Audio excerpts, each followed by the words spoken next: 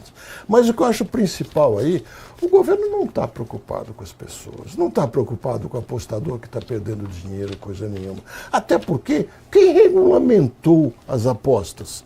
Não foi este governo?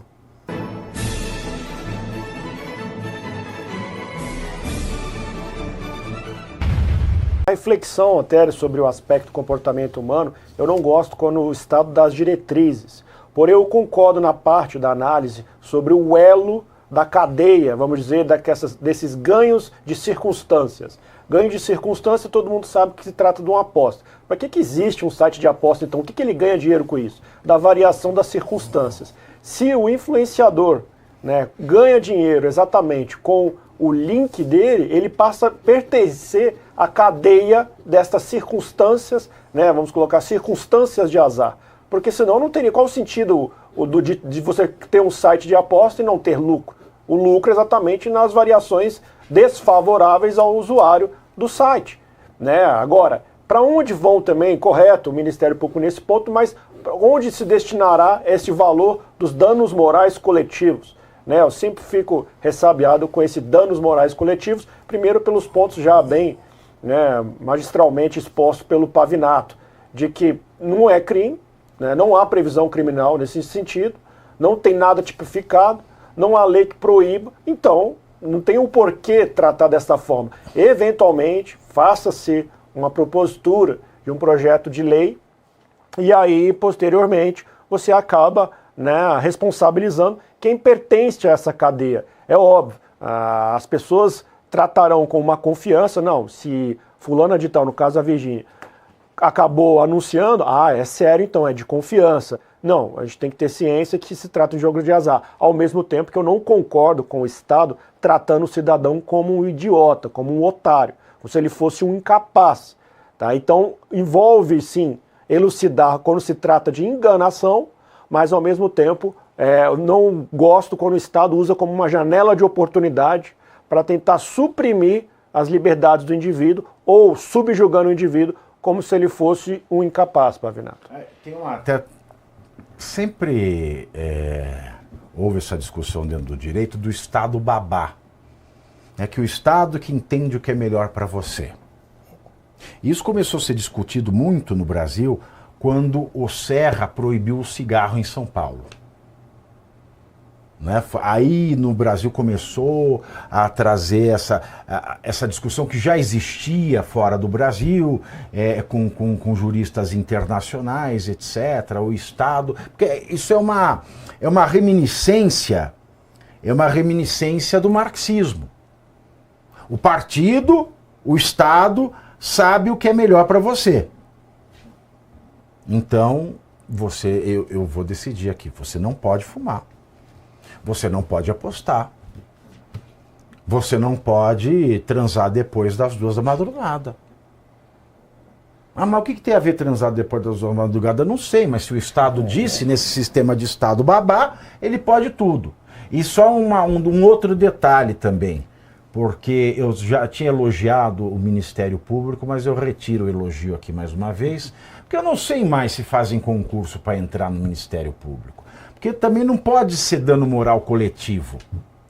Porque o correto é dano moral difuso. Para quem não sabe, existe uma diferença entre danos difusos e danos coletivos. O dano coletivo é uma coletividade. O dano difuso é mais abrangente, é toda a sociedade.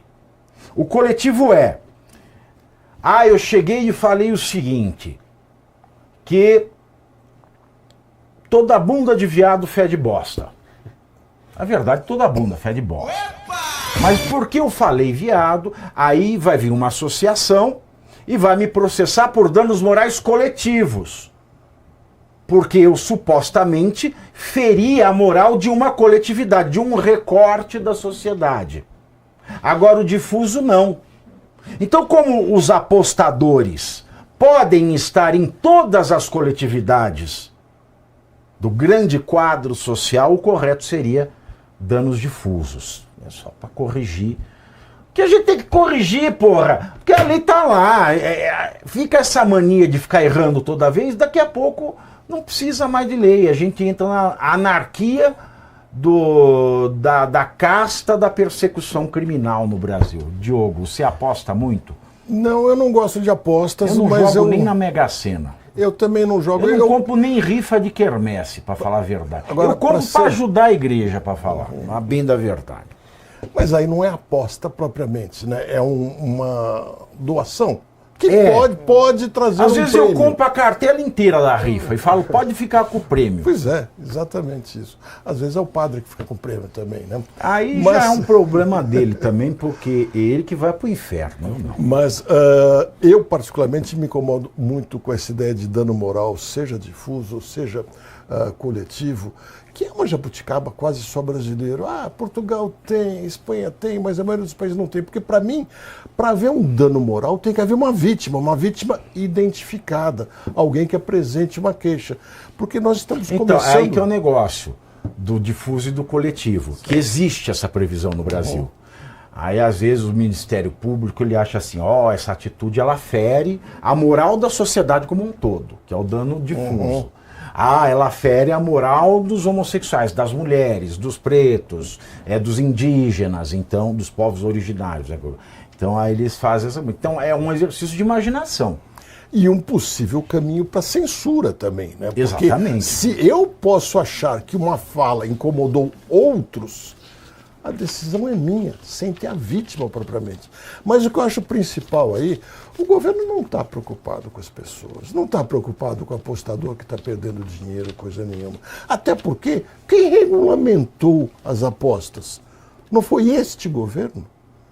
E por que se ele entende que poderia haver uma série de propagandas enganosas, e é muita ingenuidade achar que vai aprovar apostas dessa maneira que aprovaram e que não haveria propaganda da chamada enganosa? Que regulamentação ele fez? Absolutamente nenhuma. Então, o que ele vem agora dizer para a gente? Que está entrando com uma ação coletiva contra a Virgínia. Ele sabe muito bem que o andar desse processo vai ser muito mais lento que o período eleitoral. A primeira instância não vai tomar a decisão antes que já tenham escolhido o novo presidente da República. E é esse o interesse do governo, nada mais que isso. Até porque quando o ministro da Fazenda, o Dario Duriga, vem dizer que ele vai regulamentar a propaganda das apostas, será que no meio de 39 ministérios, e não chegou a 40, a gente sabe por quê, né? É o ministro da Fazenda que deve fazer isso? Me parece que não, me parece que há outros ministérios que poderiam e deveriam fazer, a começar pelo da Justiça, que a gente nem lembra mais que existe, de tão apagado que está. Então, para mim está muito claro, é tudo uma conversinha para enganar as pessoas. Agora eu estou preocupado, é claro, é momento eleitoral, aí a preocupação é com todas as coisas que pudessem lesar as pessoas. Chega em novembro, muda completamente o sentimento. Hoje eu fui na academia e vi uma cena muito louca. Tinha uma coleguinha obesa, ela estava explicando para a personal trainer dela o movimento correto do exercício para ficar com o braço definido. Não é piada. Eu parei, eu me sentei no banco e fiquei prestando atenção. Porque aí eu fiquei imaginando o sujeito banguela com um bafo de onça, ensinando você a cuidar da saúde bucal. O Alexandre de Moraes dando dica de shampoo e condicionador. É o Ministério da Fazenda dando dica de boa administração do dinheiro. O Ministério da Fazenda petista, esse atropelo de Fenemê. Essa ódia e irresponsabilidade. Querendo tolher o cidadão, falando, olha, você vai se empobrecer. E empobrecendo o país inteiro. Deixando um governo gastar mais do que arrecada. Por quê? A pessoa que aposta, ela gasta mais do que ela ganha.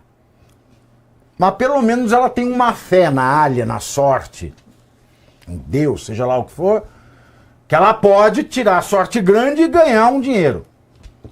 Agora, o governo não. O governo gasta mais do que arrecada e gasta mais do que arrecada do dinheiro dos outros, não é nem do governo.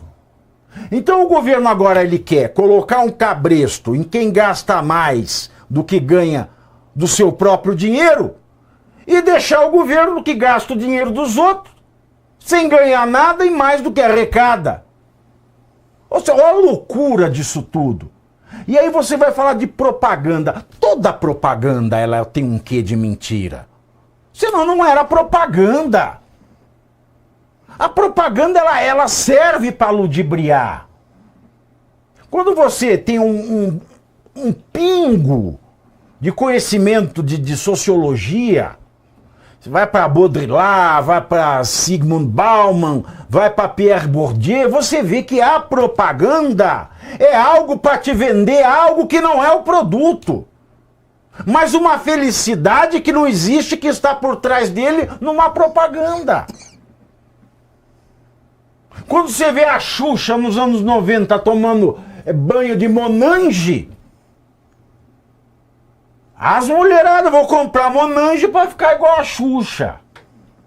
Deus me livre e guarde hoje em dia, né? Eu não vendia mais nada. Você vê a pessoa com um iPhone, todo mundo é feliz com o iPhone. Você compra o iPhone, você sai na rua, você é roubado. É a maior infelicidade da tua vida, que você tem mais 20 parcelas para pagar e já foi roubado o telefone. Então a propaganda, ela sempre vende algo que não é o produto. Ela sempre trabalha com o seu sentimento.